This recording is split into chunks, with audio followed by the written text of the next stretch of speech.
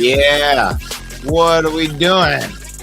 What is going on, ladies and gentlemen? Welcome to the NFC North Talk with Russell Wayne. Thank you. Thank you for making us one of your listens every day. Follow our Facebook page at Detroit Lions Villain Squad.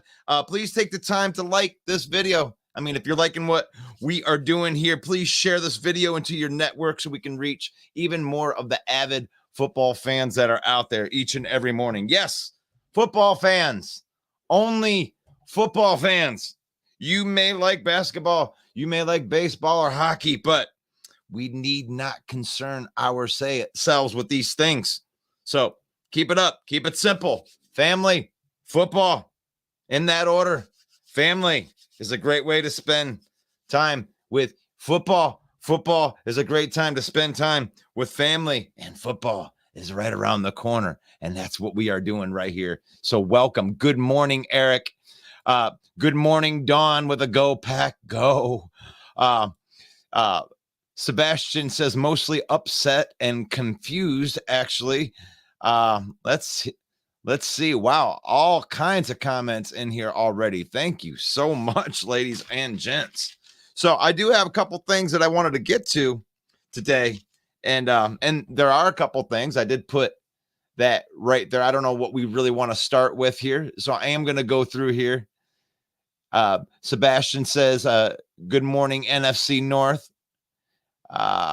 Detroit Fan Man says, so the Lions and the Vikes play as we expect them. Do you think there's any possibilities? Can't Blockinson blames himself. Watch the Vikes re-sign him and have a 5-win season. I don't know. I feel kind of bad. Yeah, that was one of the things I wanted to get to for sure. Was we got Jason MC saying skull. TJ Hawkinson was sitting out of camp. I don't know. It seems like it's kind of like it's a contract injury, and we don't know if he's going to be, there participating in camp. I said contract injury, not contact injury. Hawkinson wants his money. Hawkinson went there. He's on a $9.2 million fifth-year option. That was something that Detroit picked up before they traded him over to the Vikings, and now the Vikings got to pay the piper. You got yourself a top 10 tight end, so have fun paying him top 10 money. So, also, the Vikings have picked up N'Keal Harry. All right, I got something that I don't know. What is that sound? I got something outside. Maybe that's on your end. But the Vikings sign N'Keal Harry. Does that move the needle for you? I don't know. Brad Holmes, let's get into some of the Lions stuff. Brad Holmes says that the Lions are ahead of schedule. Do you believe that the Lions are ahead of schedule? I wanted to talk about that a little bit today. The Green Bay Packers. I mean, all reports out that says that Jordan Love looks pretty good in practice. Peyton Manning thinks that Jordan Love can be the man. What do you think about that? What do you think about that? They say the defense has been winning a lot. You got some standouts like Devontae Wyatt, and the rookies are standing out in Lambeau Field. They're going to invest. They've invested like $1 billion into Lambeau, one of the most historic stadiums ever. Looking at that. And then, of course, we can also talk about the Chicago Bears. On the opposite side of that is Claypool getting into a fight. Claypool getting into a fight with Jackson. And apparently the defensive coordinator, Alan Williams, isn't too concerned about it. I mean, I don't know. I mean, he gets into a fight. Jameson Williams got into a fight. Not a fight. He open hand slapped one of the guys, and they said it wasn't that big of a deal. So is this just not that big of a deal? See, the difference between Claypool and Jameson Williams is Jameson Williams, once they got done with their scuffle, they moved on. They moved on to the next play. It's okay. We like that competitive spirit. So they said the same thing in Chicago. The Chicago Tribune, right? Let me look at that. Yeah. And it looks like Claypool couldn't let it go. They had to be separated, and Ryan Poles actually told him to knock it off. It doesn't seem like that Claypool has the mental part down. And it doesn't look like he's going to get the mental part down, because that was the reason that why he got shipped out of Pittsburgh. So I'm not really buying any of, just this training camp stuff where, people are getting in fights, because people get in fights all the time. But what do you think about that? Are you worried about, if you're a Bear fan, are you worried about Claypool starting fights? Are you worried about the mental part versus everybody? Right there, we got Jamal is in the comments right now. It says Detroit versus everybody. Is that true? Is it Detroit versus everybody? I mean, a lot of hype with Detroit. I mean, and it's all warranted too. This hype is a real deal. I got a picture of Brian Branch on the front of this that I made this morning, because this is the people that you would think are standing out for Detroit, the things that you're looking for.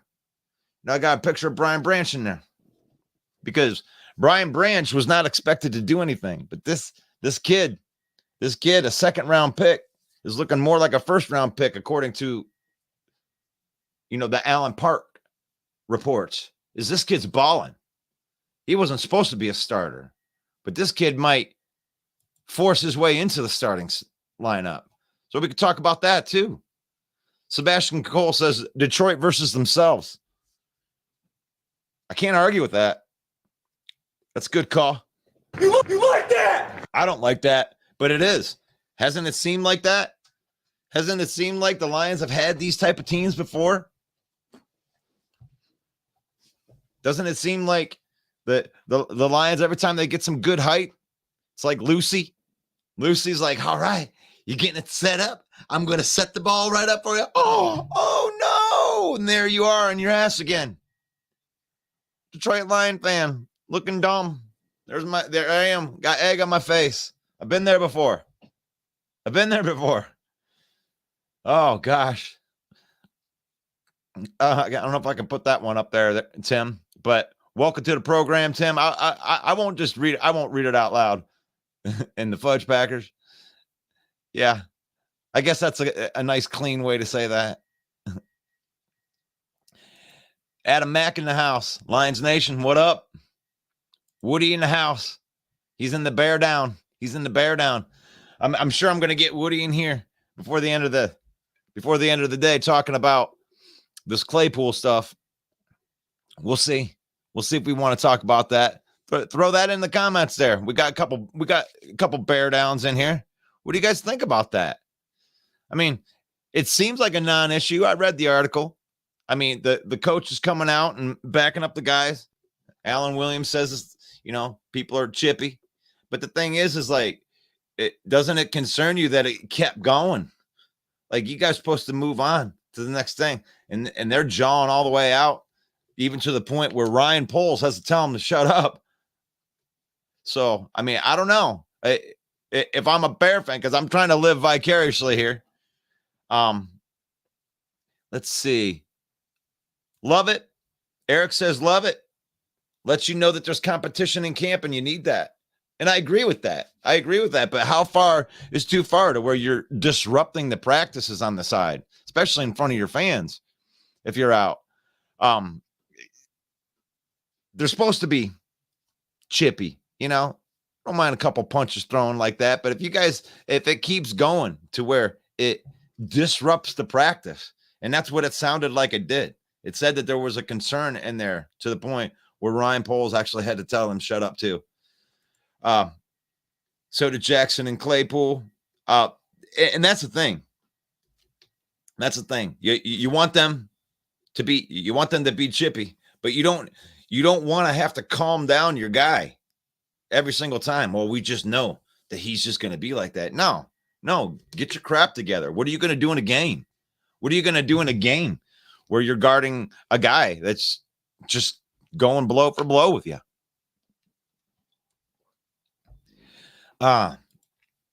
Sebastian says, dang, just a few more weeks before the Lions get whacked by the Chiefs. You think that? You like that? Is that a slam dunk win for the Chiefs? I don't know. I think the Lions might surprise some people. Robert says dumpster fire in Chicago. He's having a good camp, Russell. Are we talking about Claypool? Let's see. Jason says that glad Packers went around Claypool. Locker room is a decay with players like him. I mean, you could argue that. We'll have to see how this thing shakes out. We got a couple more weeks. We're going to be having some preseason games. Going to get to see some guys this week.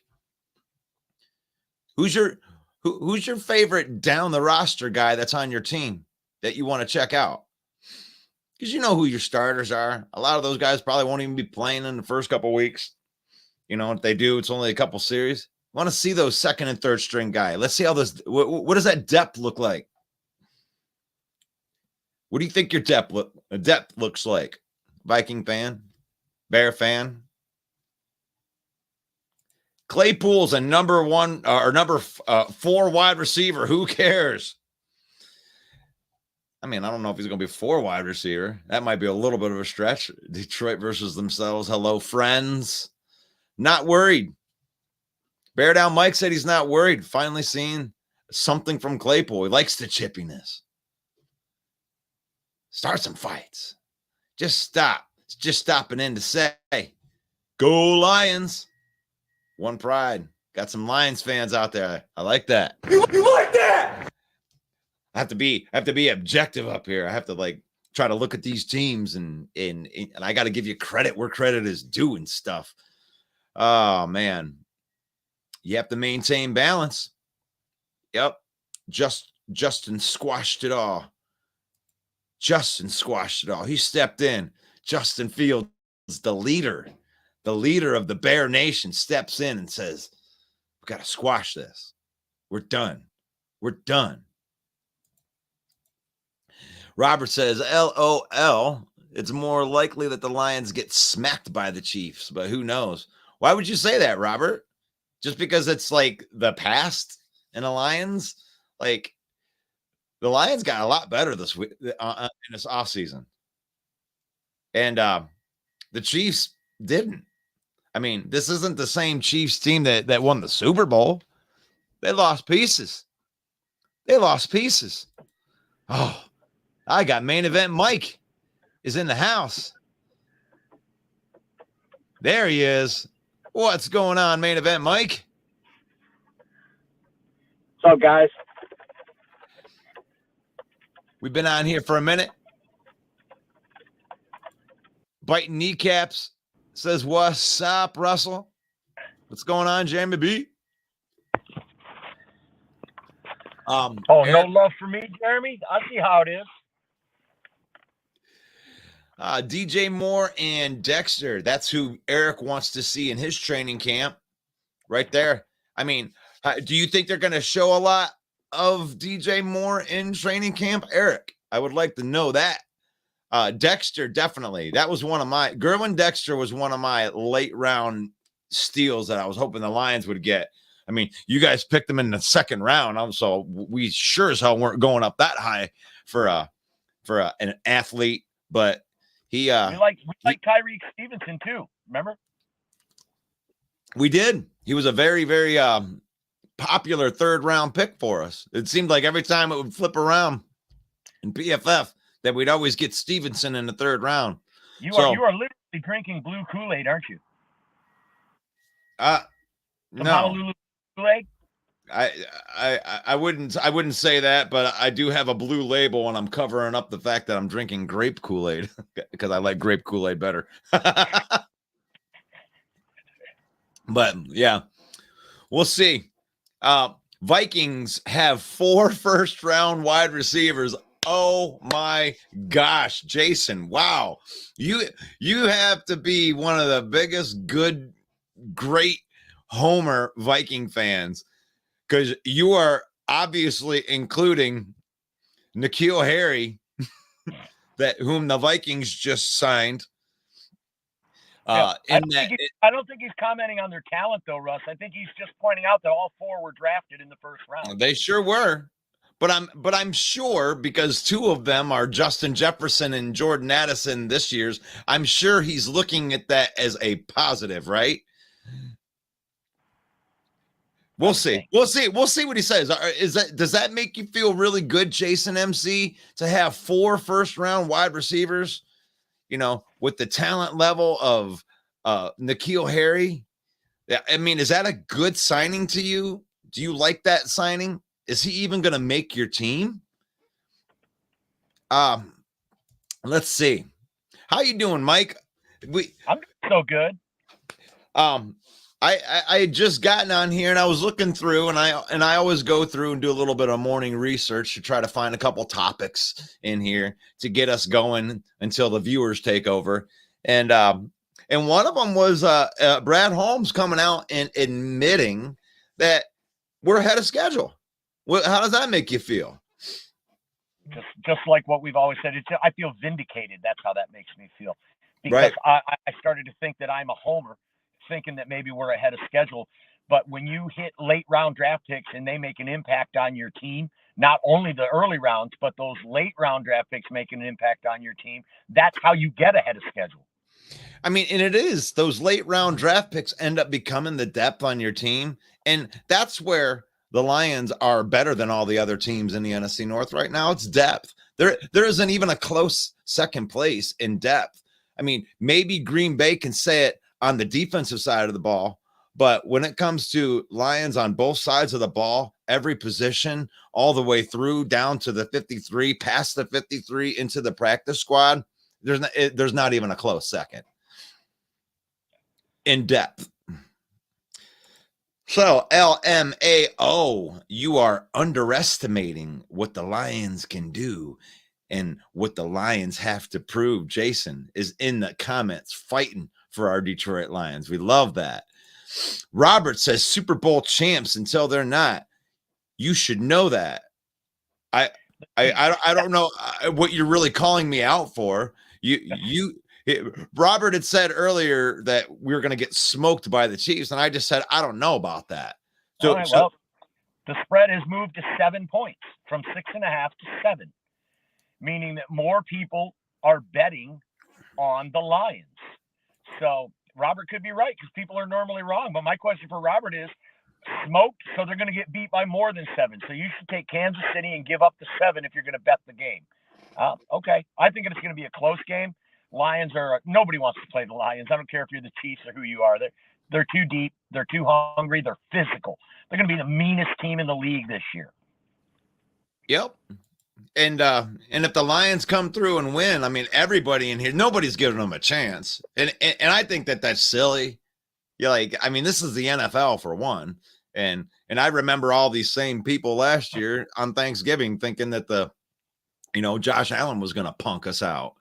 They were going to score 1 million points. And I think that was one of the games that really turned the Lions season around in the loss. Because if you remember, right after that loss, that was when I predicted the 6-0 finish that I didn't get right, but we were 5-1. So down the stretch, because you could see it. You could see the team turning around. But Sebastian thinks that we're going to start with an L. Okay, that's cool. Okay. And it's possible. And of course, 2 of the other teams in our division will probably have W's by virtue of the Bears playing the Packers in game 1 and the Minnesota Vikings getting a soft Tampa Bay team in week 1. So it's very possible that we could be in last place after week 1, but it's a long season, folks. It sure is. And I did throw out earlier,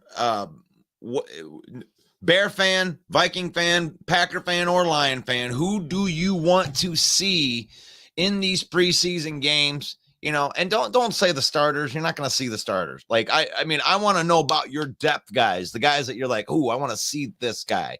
Like in the Lions, I want to see Brian Branch. I've heard all of the hype in training camp that this kid is the real deal, that we could have picked him at 6 overall, and he's performing like that out on the field. They didn't even want to use this guy as a starter, and he has gutted and just said, you need to pay attention to me and you need to put me out on the field. So now they have forced Aaron Glenn's hand to try to get him into the field. And now they're lining up Chauncey Gardner as the safety, and Brian Branch is now the starting slot corner as far as all of the snaps are concerned. So I love that stuff. Russ, did you see the video that I shared into the Detroit Lions main event group? It would depend. It was inside the den when they drafted Brian Branch. I encourage everybody to watch it, especially if you're a Packer fan. You should go and watch it and watch Brad Holmes operate. Gutekunst is on the phone. Gouda. He's on the phone. Don't let Barry answer that. He says he wants to trade the pick for pick 152. And Brad just shuts him right down. Nah, we're not really going to go with 152. And he hangs up and he comes back and he goes, well, I'll offer him 159. So he comes back, and before he can even say it, Gouda says, well, how about 159? And Brad goes, yeah, we'll do it for 159.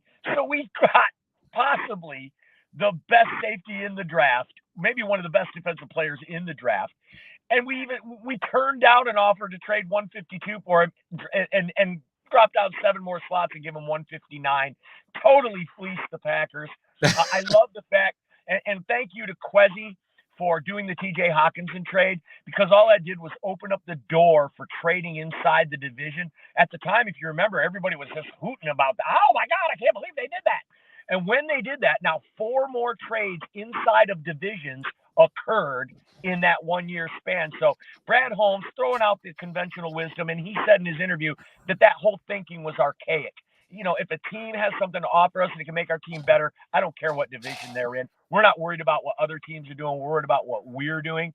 And I think that this was a great example of Brad Holmes getting savvy, picking up Brian Branch. Unbelievable. The reports out of camp are this kid's a stud. Yeah, I love it. I absolutely love that take, Mike. Beautiful. That was a beautiful take. I mean, and here we are in the morning, man. Like, I nominated for an Emmy. Wait a minute. You were nominated for an Emmy. I actually was nominated for an Emmy. So, Mike, I know that there are some people that are out there that want a piece of Main Event Mike, and I'm not going to let them do it on this show anymore. Why don't you give them a little taste of where they can do that tonight? Well, when you're the champ, you got to fight your way up the ranks, right? So come on, fight your way up the ranks. And the way that you do that is you join the groups. It's the Detroit Lions Main Event, and it's NFC North The Huddle. And in these groups, we talk a lot of smack. And you can join the conversation by joining the groups. And then every Monday at 7 p.m. Eastern time, hey, it's Monday tonight. So that'll be tonight at 7 p.m. Eastern time. It's the NFC North Open Mic, where we talk about football, but we also talk a lot of smack. So if you feel confident about your team and not so confident about my team, bring it on in. And if you can beat some of the guys on the undercard, maybe we'll let you get a piece of the cake. Oh, I love the way you make it sound like the big fight. But you know what? It is great football talk. And you know, we've built a nice network of all these great fans within here, because, you know, we had to weed out all these guys that like to personally attack people and all that stuff. But these guys actually have some knowledge in football, and they come on and we do this a lot, like this morning too. So, and I love that you have that standard, Russ. I mean, when it comes to trash talk and what we used to call stinging or panning when we were younger, right? You don't pan on a fat kid for being fat, right? You don't call a midget short, because if you do, you're just weak and you got no game. And besides that, if you're a Bears fan, you got so much stuff for me to pick on anyway. I don't need to go on personal attacks. Oh man! Now, when you were talking earlier, I forgot my take on that, but I wanted to go back to the Green Bay trade with that, and you said the word fleece. Now, I am not gonna go as far as you to say it was a fleecing, but what it was slick. You know, it wasn't that big of a deal, you know, 52 to 59. Who cares, right? No. 152. No, 152 to 159. So it's not fleecing, but it makes a difference. It made the difference to him. That 7 spots meant something to him. No, I'm going to do this because I can do it, because I can. I don't need your pick. No, I ain't gonna do that. Like, it's so slick, you know. It's losing the rap battle, right? Yeah. You know, he got up there and he didn't get bad served. It was just, yeah, okay, thank you. And then we take Brian Branch with that pick. So right. I mean, it's like going to the drive-thru and you go home and you get your food and there's an extra burger in there, and you're like, yeah, awesome, right? That's what Brian Branch was, our extra burger in the bottom of the bag that we didn't pay for. And I consider it a fleecing. You may not want to go that far, but I will, for one reason. No team in the NFL needs a safety more than the Packers. Their safety room is hit. They lost Amos over there to the Jets. And I know in my heart of hearts that Goody he thought he was going to get Brian Branch, even though he laid back down or moved back down in the draft. So they fleeced him. You believe? Okay, I mean, I would agree with you if that's actually true. But so you think that they were targeting Brian Branch? They thought they could trade back and get Brian Branch anyway. That's my opinion. Okay, I like that. That's a. They looked at the Lions. I'll give you three. I'll give you three. They looked at the Lions safety room and they looked at the free agency acquisitions in the secondary, and they said, nah. No, we know that he had scouts down to Miami to see Tyreek Stevenson. We think Brian Branch is still going to be there. Now I'm speculating, but I firmly believe that because no team needs more safety help, and he was unequivocally the best safety in the country last year, and still on the board. Why wouldn't the Packers take him instead of trading down? Unless they thought they hedged their bet, right? They thought they were going to be able to still get the guy and get an extra piece of draft capital, and it did not work for them. Right, so here we are. Bear Down Mike says that he wants to see Sewell and Sanborn. I've had this one up, but we kind of went on our little tangent right here. But this is where we left. Sewell, did the Bears draft Vinay's brother? Yes, they did. Okay. I think in the 4th or 5th round, it was a later round draft pick. Everybody had it targeted to us in like the 2nd round. Everybody knew he wasn't really going to go there. He wasn't that good, but this could be a good pick if he ends up being like a starter. You know, and really looking at this young linebacker core, especially after, you know, you're not going to be able to pay Tremaine Edmonds or your linebacker core what they're paying their linebacker core going into the future. So they're going to have to draft a couple of guys. So that's a good call right there. And Jeremy Ballrick doubles down on that. He said Gervin Dexter should be decent. This is the greatest insult that you can give the Lions fan. This is actually offensive to me. Go Pack, go. I do want to see the Lions be good. It's been a long time coming for the Lions. We appreciate that. I like that 10 times right there because that's the best insult that you could ever give. Oh, we like you guys. You guys are nice. We think that you guys are okay. We'd love to see you do good. No, that's the worst insult in the world. I want you to hate us. I love to see the peasants. Oh. I love to see them do well. Yeah, take some ohms for the poor. Let them eat cake. Oh gosh, LMAO Kool-Aid. Yeah, Robert thinks that we're drinking the Kool-Aid, right? Damn right we are. Yeah. I was actually drinking actual Kool-Aid, so he might have been talking about that. Oh, Adam Finkins, is Mike going hunting? It's almost bear season. You like that? That's a good one, Adam. That's nice. We're hunting quarterbacks who can't throw. LMAO cherry picking. Robert's calling us out, right? We're not on Robert's good side today. Sebastian, oh my God, please. Don't cheer for the N'Keal Harry signing. Yeah. You like that? You got to give me a Kirk Cousins. You like that? Great call out. Now, the Vikings fans are excited about N'Keal Harry, which is incredible to me. Now, I don't know if you remember when this kid came out from Arizona State. He had a semi-okay year, but it was right on the heels of OBJ making that incredible one-handed catch that's so iconic. Not long after that, N'Keal Harry made an incredible acrobatic catch at Arizona State. It was top plays on SportsCenter. It was number 1, and that put this kid on the map and was good enough to get drafted in the 1st round, and he has been a total bust ever since. Yeah, he couldn't even make it onto the field on a roster in New England that he probably should have been able to get onto the field. Like they didn't have, game breaking wide receivers that he shouldn't have been able to be a first-round pick and get in front of, you know? And here's another thing. Him and Denzel Mims were available at the same time with the same set of circumstances. Either give us something or we're just going to cut him. That's what the Patriots said, and that's what the Jets said. And we had our choice of those two for some low-grade draft pick, and we chose Denzel Mims. What's that tell you? Oh, gosh. There we go. Jason Smith says, I believe that the Lions will show everyone that they have the desire and that they will go against KC. Be prepared to fear the Lions this year.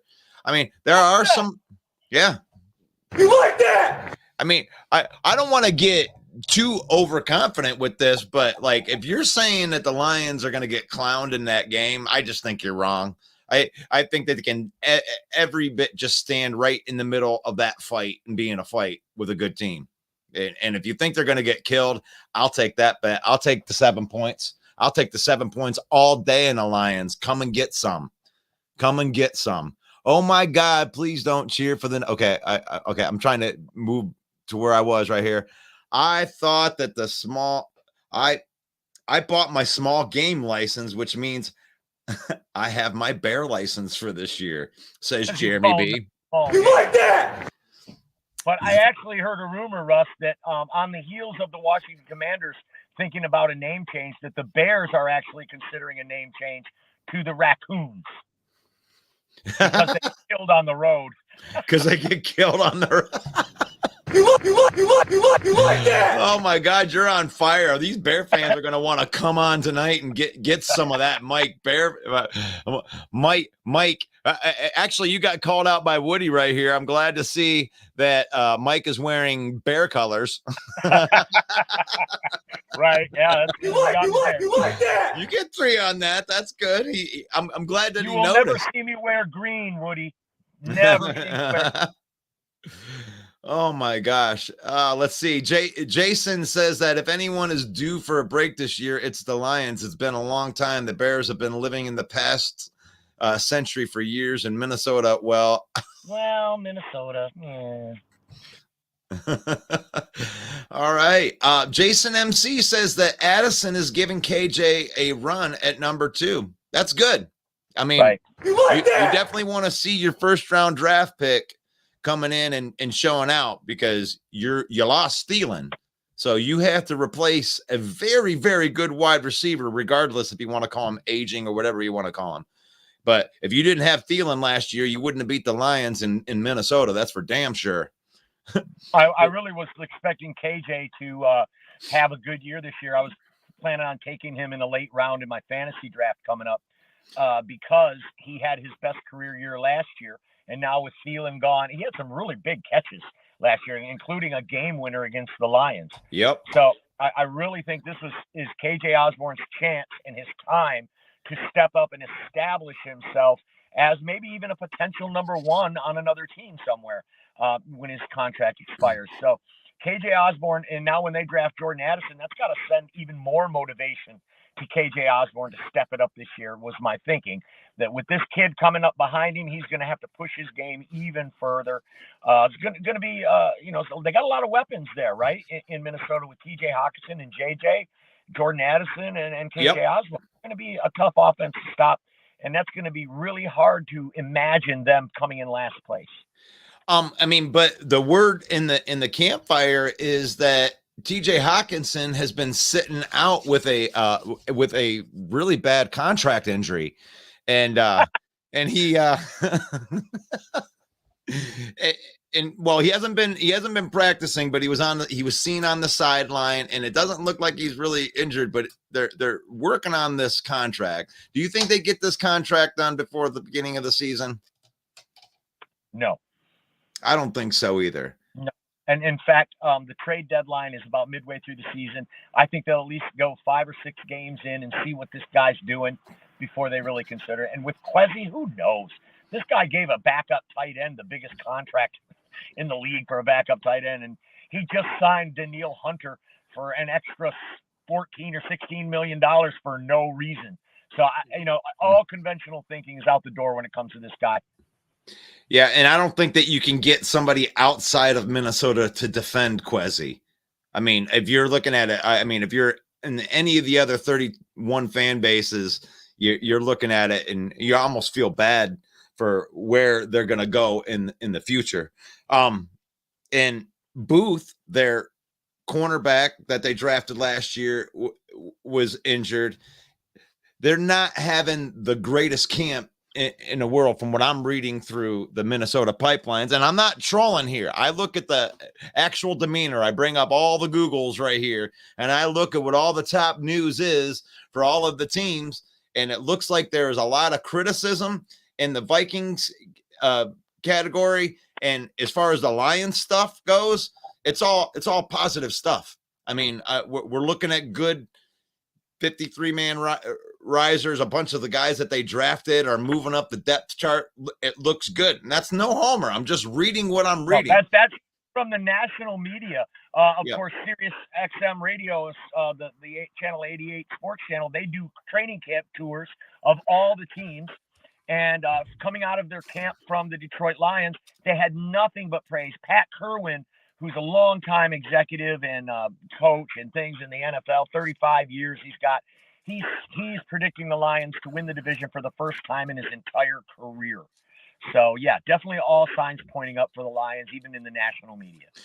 But here we go. And it isn't just the Lions stuff here. So, and I'm being transparent right here, okay? I'm looking at the Packers stuff here, and the Packers stuff looks pretty good too. There's not a lot of they got training camp standouts. When I'm looking at, they're looking at Devontae Wyatt taking another big step in their training camp, so he's looking really, really good. And Romeo Doubs is showing out. He's been like him and Jair Alexander have been going toe to toe in their practices, and so if he's getting wins against Jair Alexander, that means that this kid is taking the next step too, maybe even more than Christian Watson. Yeah, and Green Bay, supposedly the reports are they've got an undrafted free agent who's really tearing it up. I think his last name is Cox. I'm not sure, but I think it's spelled with an X. Okay.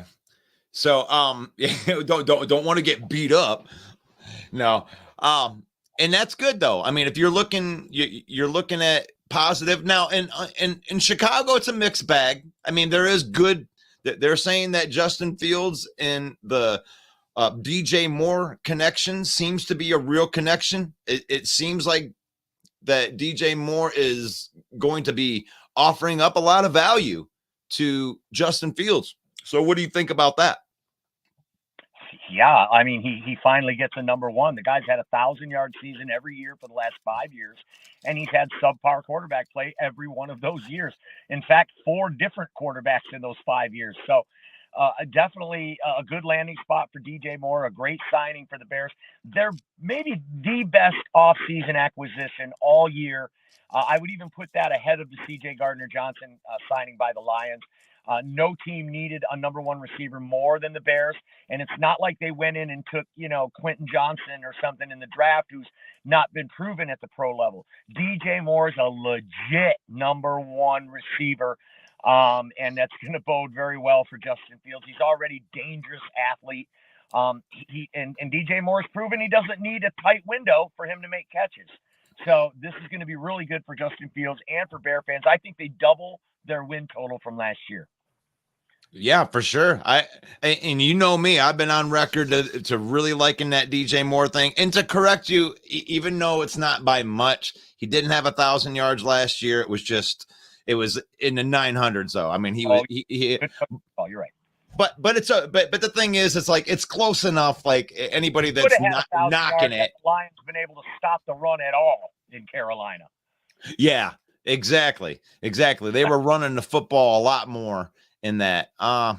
Vindicated is the correct. Let me see. Look out for Carolina this year. Look out. They're building a really good team out there. Good coaching staff, good team. That their division is wide open. Everybody's ready to anoint the Saints. But all Bryce Young has to do is be average, and the Carolina Panthers will be right there in the mix to win that division. So, Kneecap, Jeremy in the comments says that the Lions are extremely upgraded everywhere, but D tackle, it is a good, but not great. Jared Ball, right? Writes to the South Florida Tribune. Yep. I'll disagree with that just because I love the way we're Aleem McNeil is trending. And I love the fact that Levi Onwuzurike is playing in the practices uninhibited. He has a shot to make this team. Covington has been playing well as a defensive tackle. Says they're good, not great. You don't agree with that? I think.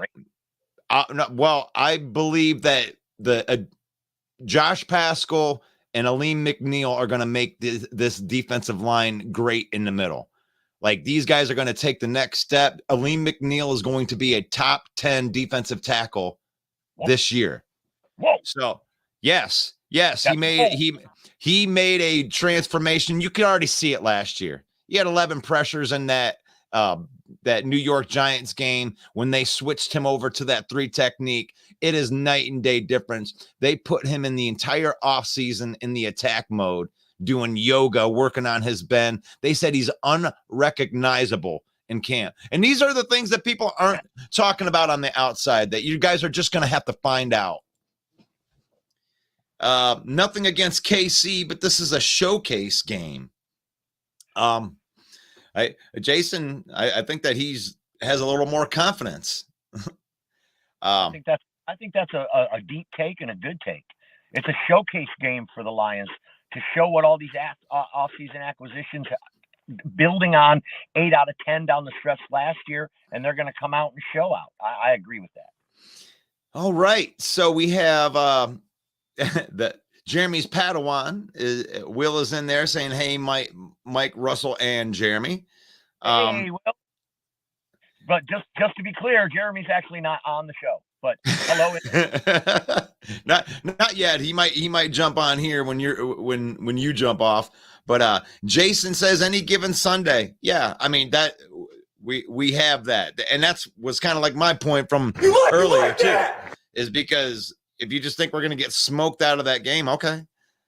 There's one of our favorites, Tina, is still in the comments. Yes, good morning, Tina. So Jeremy saying hello to Will. Let's see. You guys just get room.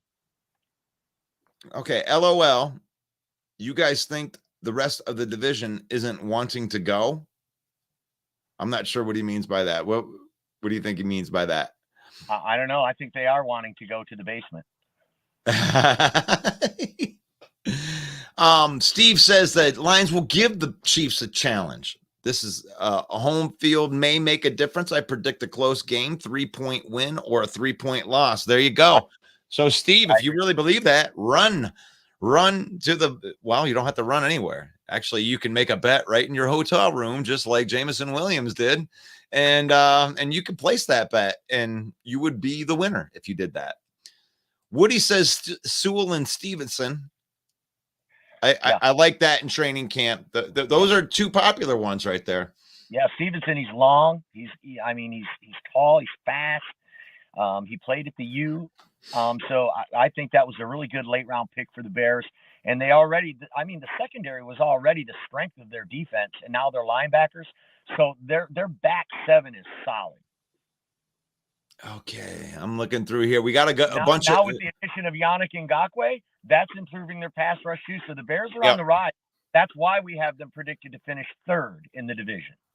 And I read the reports out of the camp that said that Alan Williams isn't really all that worried. He thinks that Yannick will be fine against the run.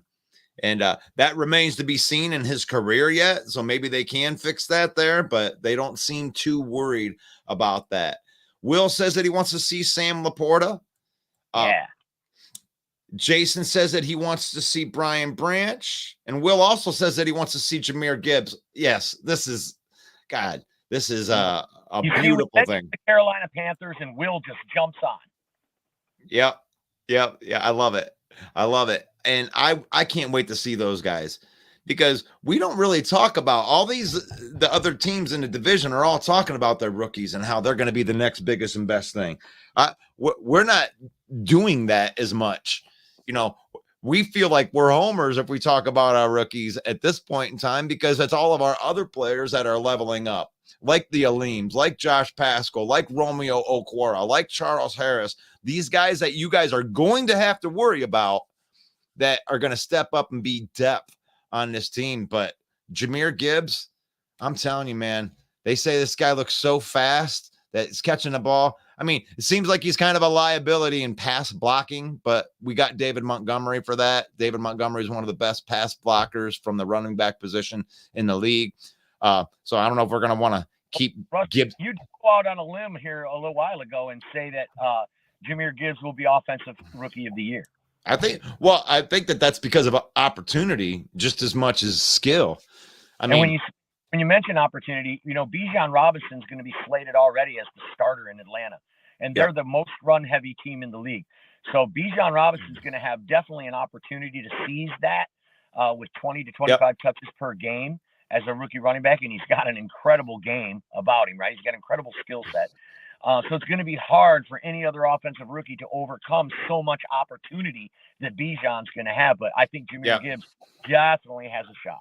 Oh, for sure. I mean, both it's two different types of production too. I mean, they do have Tyler Algier that they drafted last year that they really like down there too. And I think that's going to be like a thunder and lightning thing where they're running the football at you, right? Where Gibbs's production may look sexier. And that's why I think that he would have the advantage, because if he can add, 5-6 receiving touchdowns along with whatever he produces as a rusher, he's going to have the leg up on Bijan, because I don't think that they're going to target him too much in the pass game because they do run the ball so much.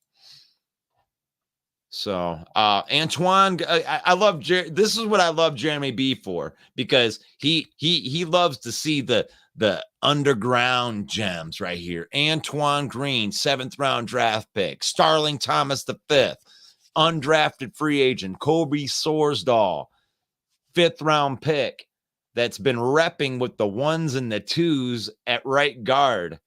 Isn't that something else? Yeah, and I heard that the Packers wanted to draft Sorsdahl because his first name is named after a cheese. Oh. You like that? I'll give you 3. I can't give you 5 on that. That was him and Cheddar Jackson. Okay. You like that? I'll give you the other 2. Sounds Gouda. Oh. So Robert says everyone has disrespected the Packers all season. They say they're just hungry to fight for the division, and it will be a walk in the park for any team in the North. Will not be a walk in the park for any team in the NFC North. And he's right about that. This is always a tough division. But I don't know, has anyone disrespected an 8-9 team? I mean, have we really disrespected them? You and I predict they finish second in the division. We've been giving them nothing but props. 8 number 1 draft picks. They have the best defense in the North. We've said that. They have the best running game in the North. We've said that. Right? So I don't know where the disrespect comes from. Robert, I'm going to defend Robert right here. What he's probably doing is he's probably going over to the Facebook group, NFC North The Huddle, and he's listening to all the Lions homers like going in and saying that we're going to take the division over, and all the Bears fans that are in there saying Justin Fields is going to be MVP. And then all the Viking fans will be like, we won the division last year. We don't need good players to win. And he's probably like, oh my gosh. We have Brian Flores. We don't need and it's like, gosh, man. So I think that everyone on that page, NFC North, the huddle, is disrespecting the Packers, but that's what they're supposed to do. It's a trash talking group, so you should go follow it if you're into trash talking. But thank you for the comment, Brian Robert. Flores is a great coordinator, but let's face it, he's not Merlin. Okay, he's not. You can't turn water into wine, and you can't turn, undrafted free agents into Pro Bowlers overnight. So you're saying you can't just divine intervention By the power of Ra. Well, we can do that. Like Jason MC says, will Teddy Bridgewater, Detroit's new GM? I think that he thinks that Teddy Bridgewater will be signed by the new GM. I don't know. I mean, I don't know if we need him. Are you on the? Maybe Jason is putting in that comment like Yoda, saying things in reverse order. Detroit's new GM will Teddy Bridgewater. I like that. That's good. I do like Teddy Bridgewater coming in as a backup quarterback for one reason. That's because Nate Sudfeld has nothing to offer Hendon Hooker for growth and development. So if it's not Teddy B, let it be someone like that with experience. But Teddy B is a perfect fit. I don't understand why this deal hasn't got done already. Maybe it's already done in, verbally, that it's already agreed to, and he's just trying to skip all them push-ups in training camp. I don't know. But I think it's a perfect fit. Detroit Fan Man says that the Tom Grossi reaction to the Branch pick is YT gold. I won't admit how many times I've watched him suffer. Oh my gosh. I absolutely love that Brian Branch, but both of us, I mean, in our mock drafts, we were picking him at 18 constantly, just trying to get him right there. And this kid, because of a slow 40 time, he slipped in a draft. I can't think of any football reasons why he would have slipped other than just the physical stuff. But he's in training camp and he's covering guys that run 4.3 speeds like Khalif Raymond and running step for step with him. So I'm here to tell you that 40 time is bullshit. That comes. You've had enough of that shit. That comes from 4.5 or a 4.6. Actually, I think it was like a 4.6. Okay, I mean, so you're talking about 0.3 of a second. I mean, that's faster than you can blink, right? I mean, we take way too much stock in 40 times, and I'm really glad Brad Holmes doesn't. Me too. And and this pick is looking more and more like, I keep on hearing all the Detroit outlets, like in the practices, there's two guys in Lions training camp that are standing out on defense, that are standing out. Everybody else having decent camps here and there and going up, but Brian Branch and Aiden Hutchinson are the truth. They're showing out. They're bullying their way into this next part of their life. And Brian Branch is pissed off that he went at 45. It is all over his face. It's all over his work ethic. You made him mad by trading him away, and he's going to make Green Bay pay for the next 10 years. For over 100 picks later, they traded to move down. I mean, unbelievable. Yep. So Will says, I want to see Gibbs and Laporta. I thought that you are maybe I already went back through that. Now Jeremy's going way deep on this. Jason says that I'm confident that the Lions will shut people up this year. Yeah, they did a lot of that last year too, but unfortunately they started out so crappy.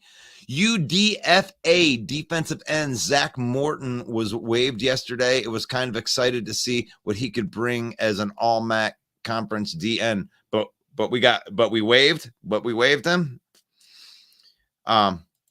Jeremy also says 152 to 159 is a big difference. Mid fifth round for a later third round pick, that would be Branch. That's a fleecing. Okay, Jeremy agrees with the fleecing.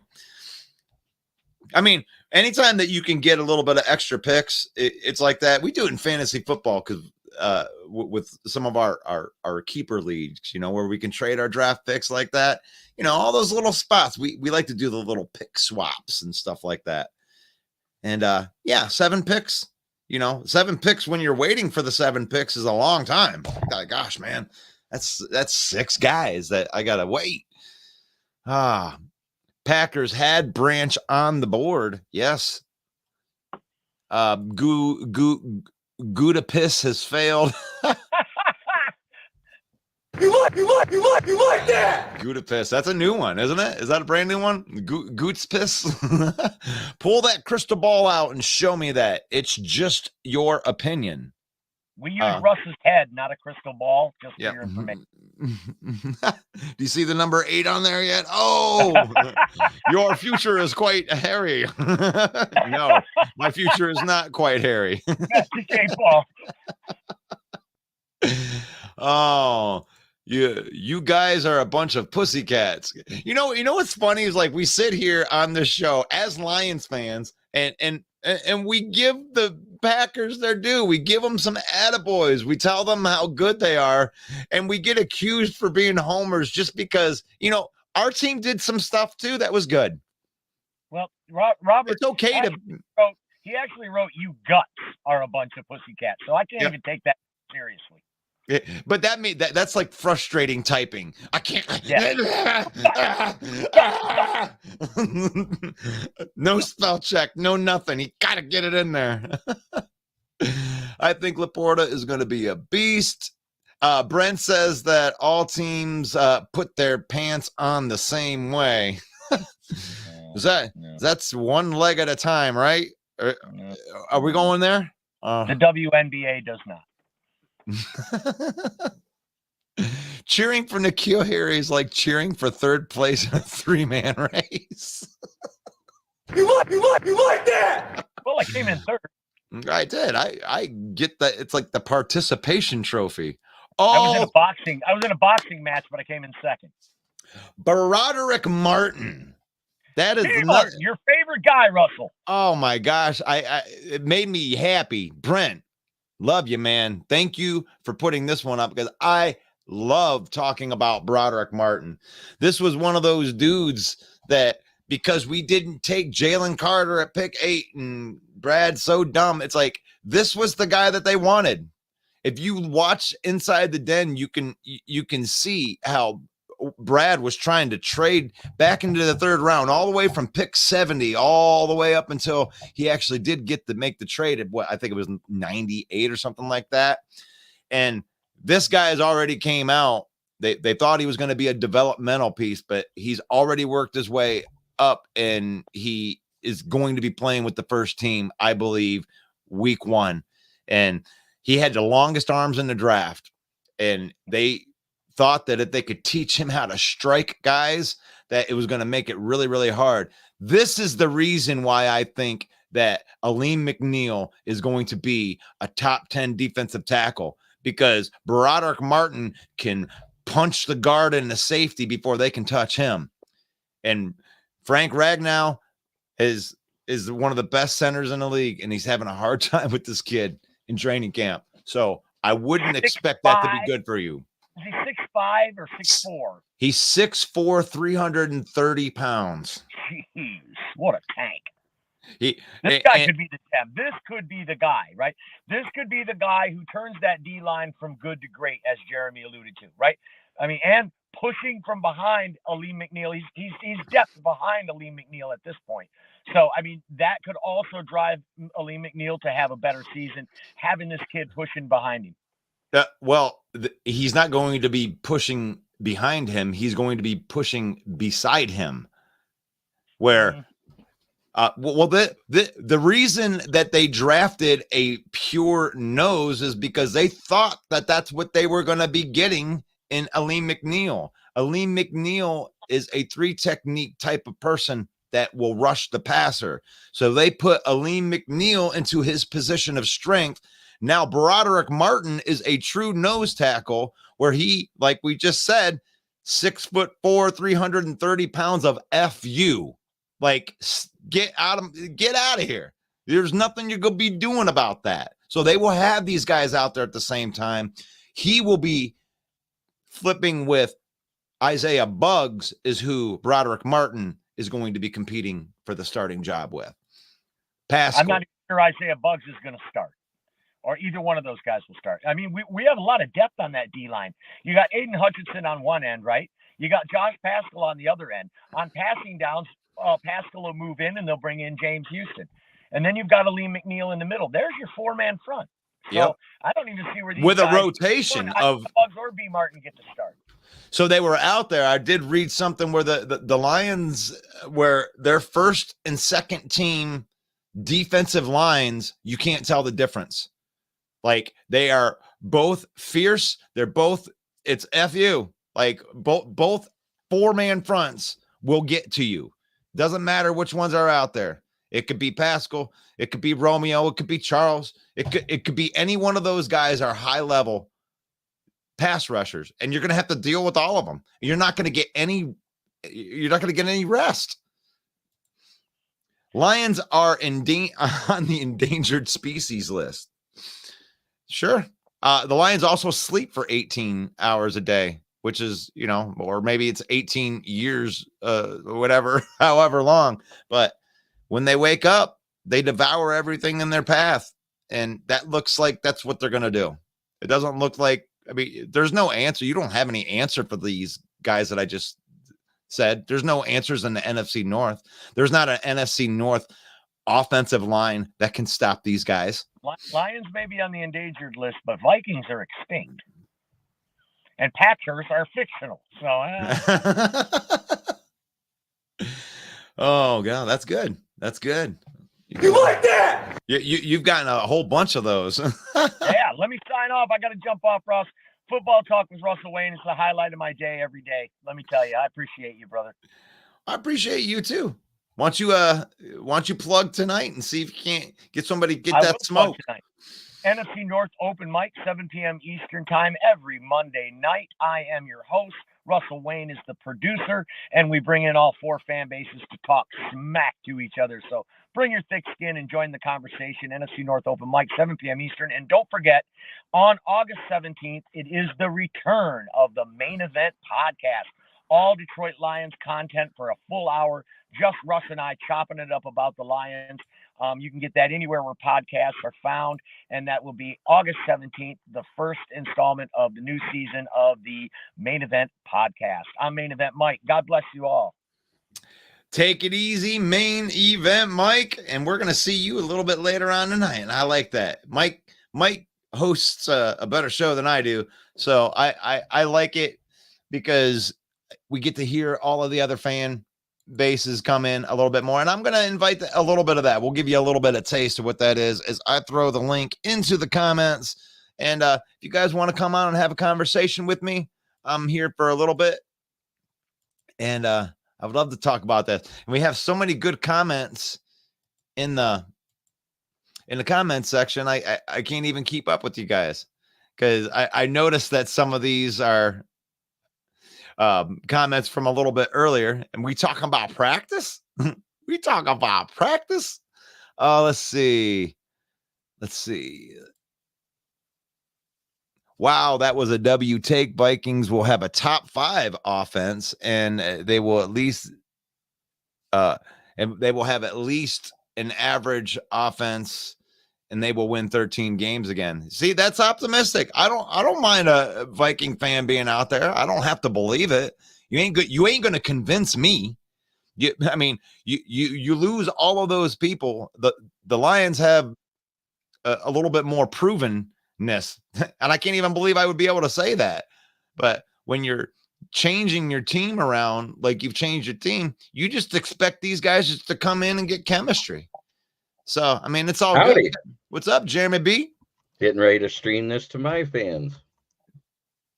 And let's see. I got to find my spot. I hate it when I go back and forth between my brand and then my comments, and then it throws my comments all the way back up, and I got to try to find the comment that I was just at. So I just did one for you, and it says the fear factor of the North mascots. Number 1 is the Bears at 1,125%. Number 2 is the Lions at 110%. Number 3 is the Vikings at 100%.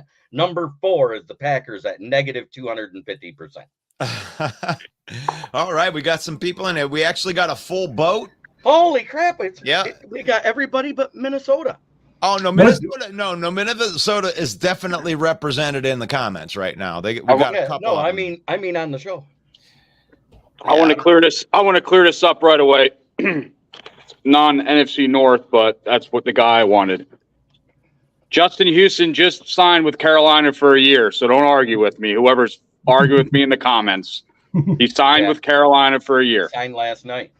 So don't say I'm wrong. I know a lot more than people think I do. So just read the news and stuff like that. Go on ESPN, do this, do that. Don't argue with me. Yeah. Crazy. Imagine if Bears got fucking Houston and fucking.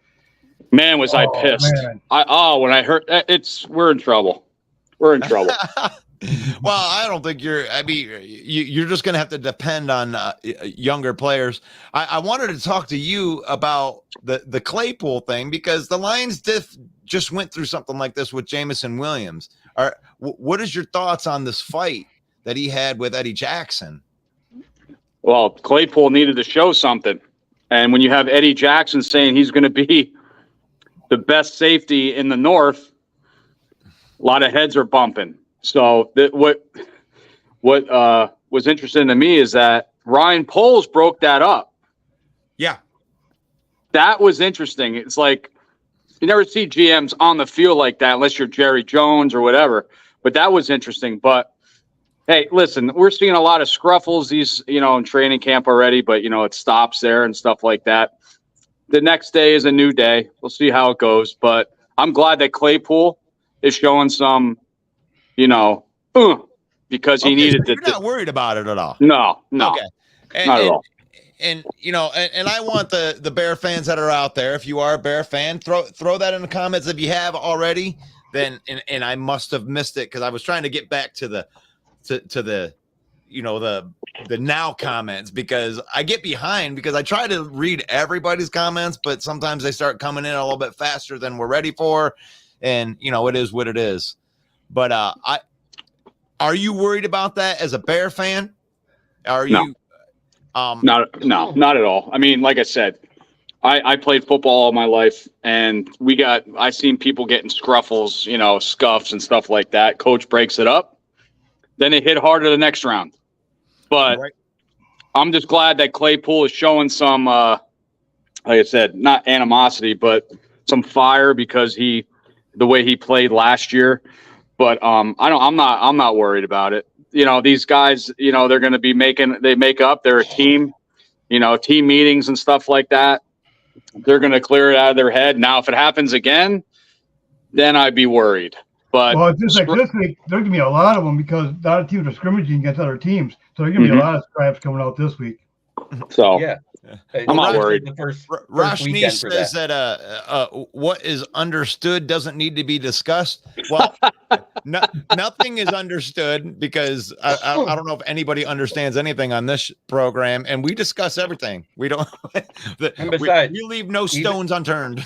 No matter who's right on this panel, we're 75% wrong with the fan bases. Yes. Well, that's just like the other day when Williams he got frustrated and took a water bottle and threw it in the stands. I mean, he has a temper problem just like fucking Quay Walker does. I mean, you know what I mean? You gotta simmer him down now. I mean, just like Quay. I mean, thank God that he's gonna hopefully be better this year than he was last year and controlling his temper and shit. Listen, I rather have it done in training camp than getting a 15-yard penalty and ejection in a regular season game. Exactly. Right. And I love the fact that Jamison Williams is the only thing that you can say against. This is a guy that didn't play last year, and he isn't even going to play on our team until week 7, and we still have our team. We're not putting our hope into this guy that you guys are downing. We were the main thing is you guys spent the first round pick for him. And what has he shown you guys? John, you guys ain't doing nothing. John, shut the fuck up and let people talk. And he can't even fucking run routes. He can't drop balls. Yeah, I mean, who gives a fuck? We were a top 5 offense without him last year. What about this year? You think he'll be top 5 again? I highly doubt it. Yes, I do. Get the fuck out of here. I think you guys are going to be a bottom 10. Just Monday night. We're gonna whoop your ass. That's what we're gonna do. Your offensive line ain't gonna be able to hold our fucking defensive line up. I'll guarantee you that. They couldn't have a hard time last year with doing it. All right, John. John, you're Monday night. We've already had fucking won't fucking Lions until you do something. It's all you fuckers are gonna do, man. Hey, John, you're Chase Claypool, and Jeremy, you're Eddie Jackson. Go at it. I'm gonna kick you both off if I hear another F word come out of here on the AMs here. All right. We're going to do this on that is the Monday night thing, right? If you guys want to come in here and you guys want to yell at each other, do it on Monday night. Mike gives you that platform. No, I'm not sold on your corners. I'm not sold on your corners. I like Gardner. I like him, but I'm not sold what you guys did in the offseason, to tell you the truth. I'm not sold at all. You can laugh all you want. Well, so far our Until you corners prove it- and until you prove our me training. wrong. I was on here and we gave you some props for what I mean. There's nothing really bad going on in Green Bay. I mean, No. you guys are having good training camp. It looks like the defense is playing really, really good during the entire training camp. But here's the thing: the Lions, their defense has been winning in training camp too. And their cornerbacks have been playing like a complete unit, and it looks like they're way stickier than last year. So if we want to tout training camps, and I don't care if you're not buying the training camp, this is what's happening in training camp. Brian Branch, the guy that you gave us, might end up being our best draft pick. Some reason they didn't want him. They must have seen something they didn't like, and they didn't want him. They could easily grab them. According to Mike, you did want him, and you thought that he'd still be there 3 picks later. No one thought that we were going to take Brian Branch at that. We just picked up Chauncey Gardner-Johnson, had Tracy Walker, drafted Kirby Joseph last year. Zero chance that Green Bay thought that Brian Branch would be taken in 3 picks. I like that take, by the way, too. That's a good one. That's a good take. What's up, A-Dub? What's up, fellas? Hey, Dub, man. I like the shirt, man. You're looking nifty. No delay, looking fly. Like it's my work. Yeah, it's my work clothes I'm wearing here. Oh, Jason Smith said, "Dude's eating too much cheese." No, this team's eating a lot of fucking Lions kneecaps. That's what's going to happen. Fighting the kneecaps. Yeah. Lions ain't doing shit this year. Overrated, overhyped. We'll see. We'll see, man. This is going to be great. This will be a great season. Hey, about what I said earlier in the comments pertaining to that name of Cox. Yeah, I was just saying that was the only name I know we have on the roster with that name of Cox is the Branton Cox Jr. That is one of our edge rushers. So what do you think about him? I find him to be a very intriguing guy that is going to be a rotational piece on our defense. That's good. Let's see. Chance Lack says that you couldn't beat us with the Super Bowl winning QB. Shut up, John. Why do you think he's fucking out the door, you dumbass? Gonna get swept again. Yeah. Well, Green Bay has everything to prove. It's not the Lions this year. It's Green Bay that has everything to prove. You were 8-9 last year. You were 0-2 against the Lions this year. So it isn't the Lions with their backs up against the wall. It's you guys with your backs up against the wall. I agree with that. The Monday night thing, Jason says, yes, the Monday night thing. It does get kind of heated like that on Monday night. Actually, we've had more of the heatedness on the morning programs, and the Monday night one's actually been like more tame the last couple of weeks. Because I have feelings, that's why. Oh, Woody. That's why he just attacks from the chat.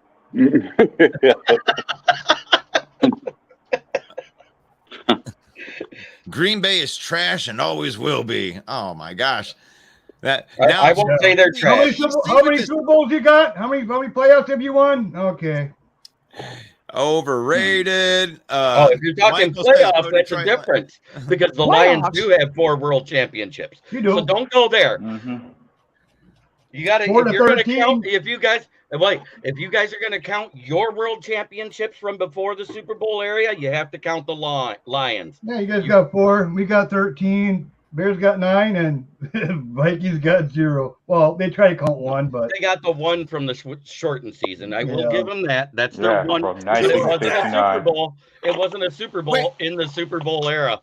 How many do the Vikings have? 1. You like that? You only get 1. And I don't like going back to 1957 and that either. I like keeping it in the modern era. Like, really, Green Bay is the only team that has a title that I think matters at this point. I mean, and I don't even think it matters as much when you're going back over a decade. So yeah, but you gotta give Vikings credit too, man. They won a lot of divisions at least. You know, at least they're in the playoffs and stuff. I mean, because of Tom Brady, it's like, you know, he took a lot of life away from a lot of teams that made it far into the playoffs. And, you know, the NFC North, it just hasn't been good, guys. Like the there's no good representation here. I don't want the winner of the. I want the winner of the North to be, we go win some titles. Let's go get some titles. NFC North. I don't even know what that feels like. What is that like? What is that like, John? What's it like to win?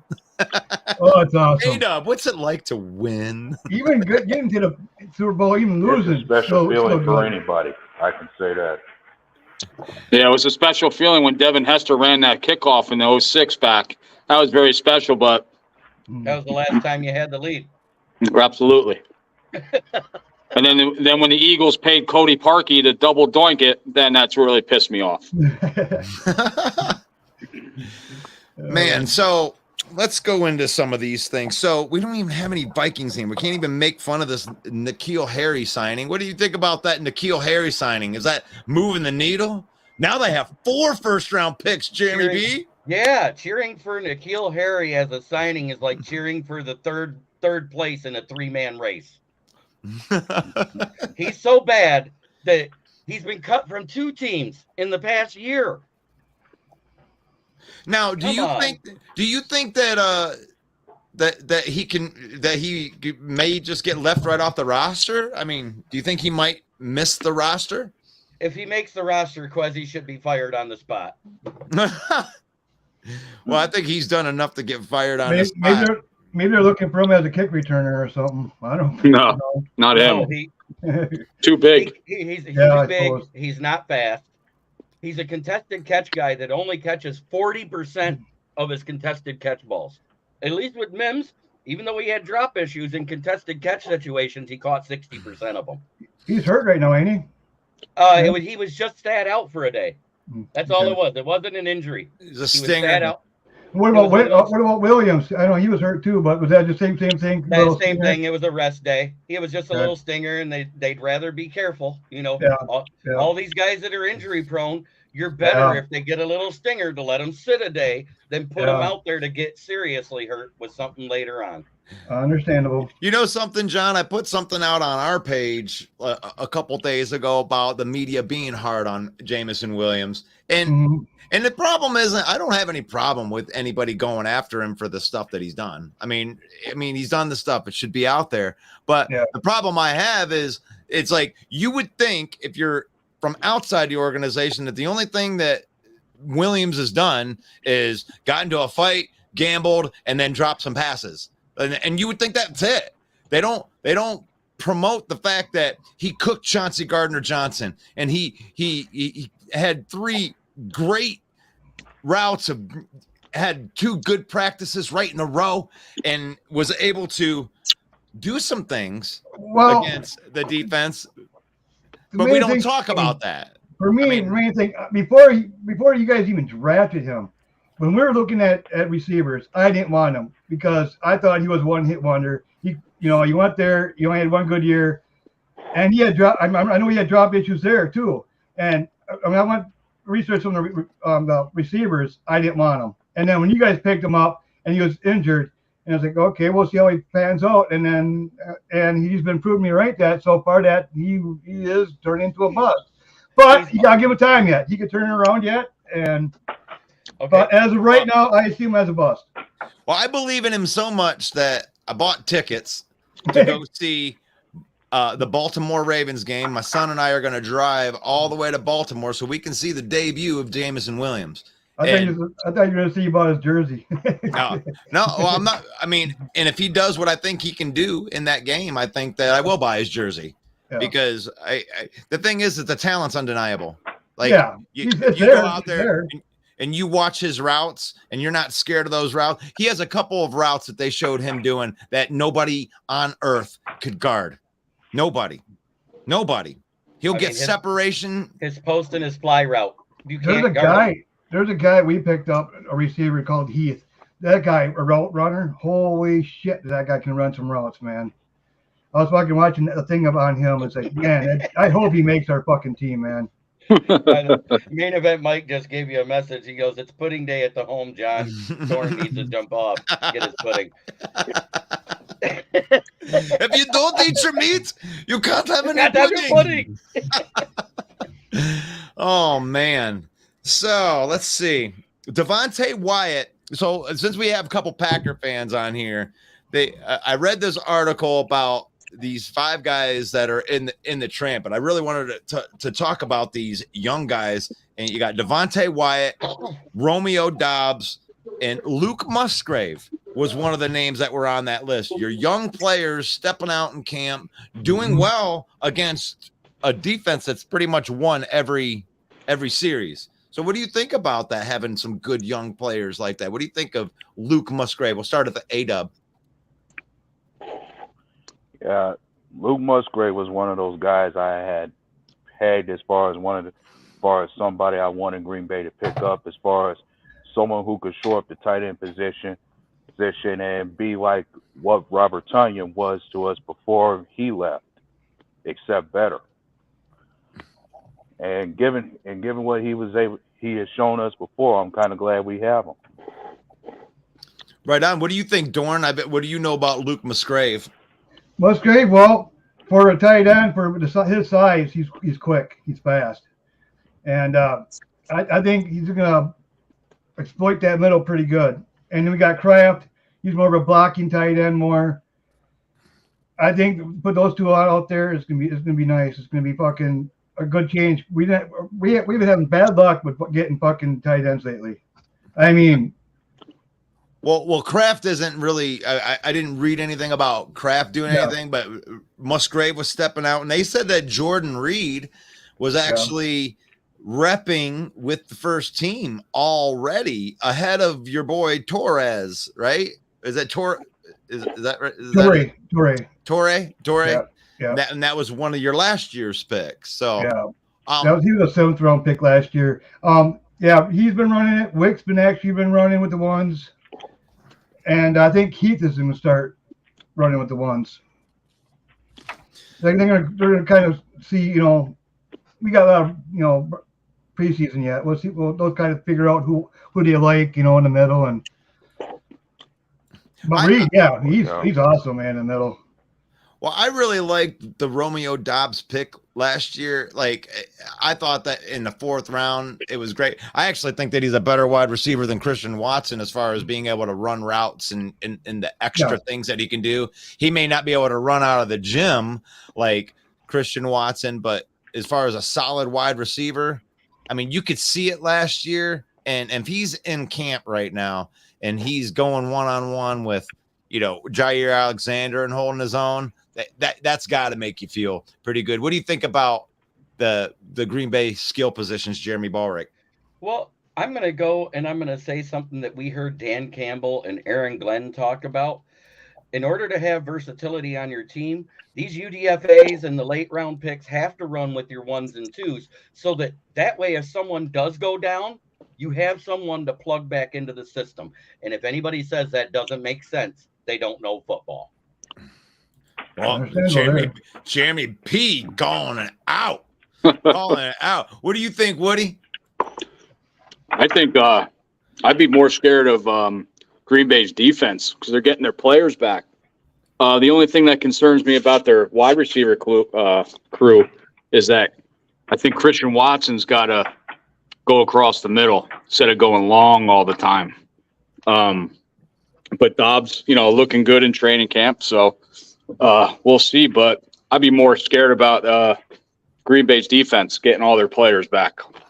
All right, got a follow-up question here for you from Bear Down Mike. Woody, are worried that Tyler Scott is dropping passes into practice? Well, what I saw of Tyler Scott is he is tearing it up, but it had to be recently, either yesterday or today, that him dropping passes. But he's a rookie; he's going to make those mistakes once in a while. So, but am I worried about him making the squad? Depends on Dante Pettis. He's on the PUP list right now, and how Velus Jones is doing too. So, I feel like Tyler Scott's going to make the roster, or at least the practice squad. So, I'm not too worried about a rookie dropping passes, since he was, he started out good last week with the training camp with pads and stuff like that, but not too worried about it. Hopefully he picks up and learns about his mistakes. Right on. And I have heard more good about Tyler Scott than anything negative, Yep. At least from what I've seen. And that's good. That's good. So we've gotten to the end of these comments in here, and we have a good crew on here. We didn't get any Viking fans to come on here today. Come on. Come on, Sarah. Come on, Sarah. Get your ass on here. I They're do still in appreciate them witness in the protection. comments. Yeah, they have You'll been see 'em tonight. showing up in the section. Maybe they'll come out. Maybe we'll get a Jamez sighting tonight. Maybe we'll get the Purple Podcast on here tonight. But we do have a couple podcasts that we want to promote on here, and we'll start with you, Woody. Go ahead and plug your program, and then we'll get in here with Woody. Come join us at House Hall Report Wednesday and Sundays, or Wednesdays at 7:30 Central Standard Time, and Sundays at 12:30 Central Standard. Or actually, I'm sorry, it's 11:30 Central Standard Time. For right now, though, until the season starts, we're doing only Sunday mornings, and we do have every month we have a free giveaway on our show. So come join us and hang out and talk some football. Awesome. How about you, Jeremy B? Where can they find you? Everywhere. Number one writings. on the South Florida Tribune.com under the Motor City Tribune heading with my writings about the NFL, occasionally outside the big sports and the Detroit Lions. You can also find me on the South Florida Tribune YouTube channel. Almost any night of the week, my publisher needs me to talk sports. You can find me on my channel, Kneecap Biting with the Detroit Lions. I am Smoking Jeremy B. That is my Twitter handle. You can find me there, where I talk about the NFL on Wednesdays, the Lions on Fridays and Saturdays. All right, then. Well, as we do this every single weekday right here and twice on Monday, but this has been NFC North Talk with Russell Wayne. Follow our Facebook page at Detroit Lions Villain Squads. Please take the time to like this live video, because if you really want to help us out, you can share this live video to help us get it into your network so we can reach even more of these avid football fans. Yes, football fans, not baseball fans, not hockey fans, not basketball fans, even though those are nice, but we are not going to concern ourselves with those types of things. Here, we keep it really, really simple. Family, football, in that order. Take the time to spend some time with your family and use football to get that done. I am Russell Wayne, and this has been NFC North Talk with Russell Wayne. God bless each and every one of you, and we will see you guys tomorrow. One Pride. Peace out.